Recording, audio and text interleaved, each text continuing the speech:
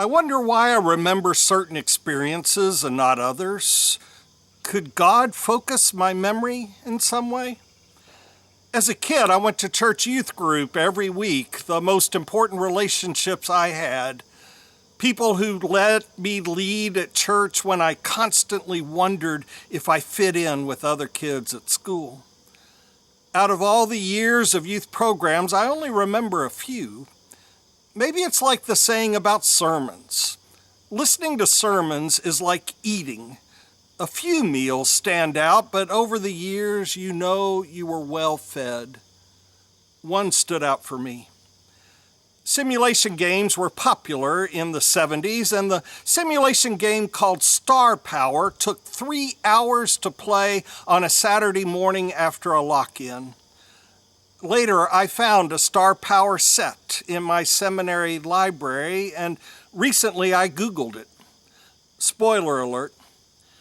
In the simulation, each participant takes one bag of chips and trades them with others according to the rules. Like, if you shake hands, you have to make one trade of an unequal number of chips. After the first round, we were put into 3 groups according to the number of chips we acquired, the most being red squares, then green circles, finally yellow triangles. We wore our group shape and color around our neck, and I ended up round 1 on top. We were given more chips for round 2, and after making at least one unequal trade, all of us who were squares remained in our top-tiered group. We were great chip traders. One triangle moved up to the circles, and one circle moved down. After round 3, that former triangle became a square, and we lost one of our group to the lower strata.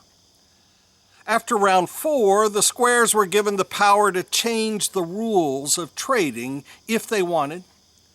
I came up with the idea that squares could refuse to trade any chips even after shaking hands. And another ruled if squares cross their arms, they don't have to trade at all. With those rules in place, our group stayed on top. We didn't get to play round 5. With our square power to enact more rules, I voted that squares could take one chip from a circle or triangle on demand. And upon hearing the new rules, one triangle threw his chips at our group, and more chips were thrown at us, and I just figured I'd won. During the debrief, I was taught the goal of the game wasn't the win, but the experience. I learned how common my reaction was given power. I discovered that I was given more chips than others at the beginning, and at least one triangle and one circle were given more chips in rounds 2 to 3 to enable an example of moving up or down. That day, I learned how competitive I am, something that really hadn't changed. It took years for me to learn another lesson from that simulation game. While I didn't notice it at the time, I started out with more chips in life. At a college prep private school all year and country club and camp all summer. At Emory University, 70% of my class started out pre-med, but 90% of my fraternity friends ended with an MBA. Friends at seminary revealed to me what a stratified life I'd led, while it was all I'd ever known.